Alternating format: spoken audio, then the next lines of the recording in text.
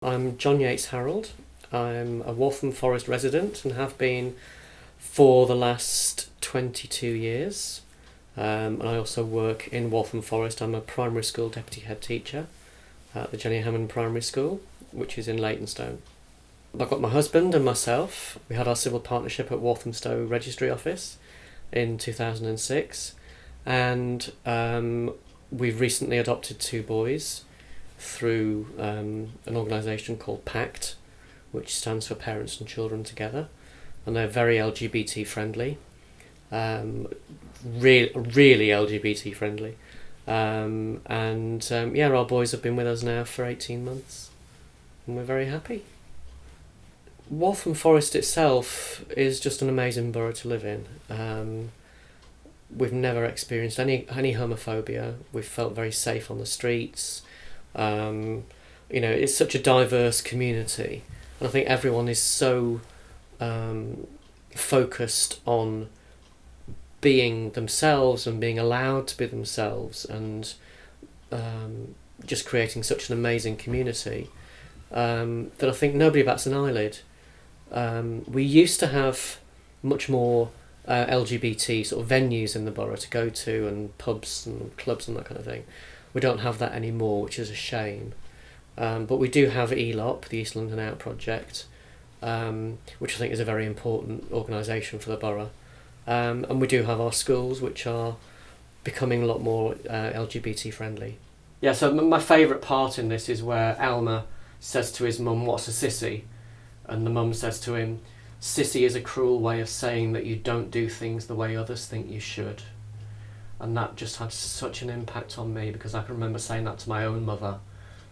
And if my mother had known to say that to me, that would have made things all the more better for me at school.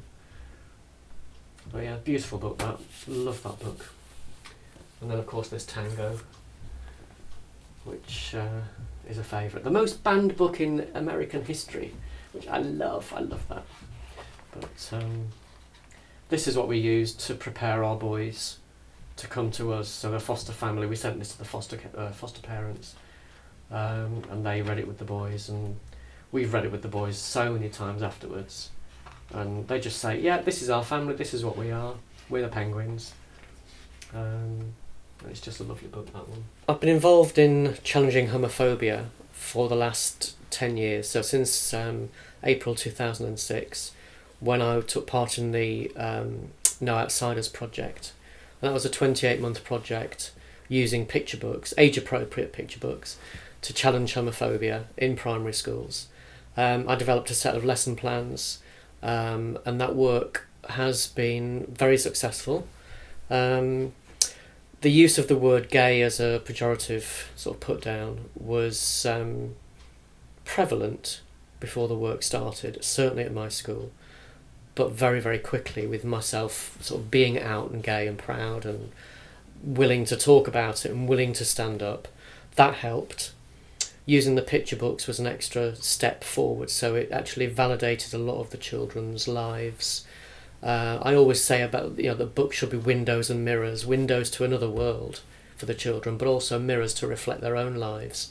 And what came out of doing the work was children were able to be a lot more open about different family members who may be LGBT, or friends they've got who are LGBT, or people they know who are LGBT. So I was able to be to build on that, and then do work with Stonewall, with our Different Families project. We were involved in their training DVD, and then they've now taken that work on a step further to do the resource called Free, and I was involved in writing the lesson plans for that. So our school has played quite a big part, I think, in the development of this work over the last 10 years, and it's been really successful. It's had a lot of impact on the kids. We've now got groups of kids who've gone right through the school from reception to year 6 who are really confident in talking about LGBT people, issues, the problems that we face, the successes that we've had as a community, and they're just confident and happy talking about it. And it's no problem to them whatsoever to use the word lesbian or gay or bisexual or transgender. They don't laugh about it. It's not a problem. They talk very confidently and openly about it, and it's also had the impact that bullying, incidents of bullying are very, very rare, and anything that does come up is never based on someone's sexuality or perceived sexuality. So I'm really, really, really happy about that. To coincide with LGBT History Month, we have our annual Diversity Week where we come off timetable.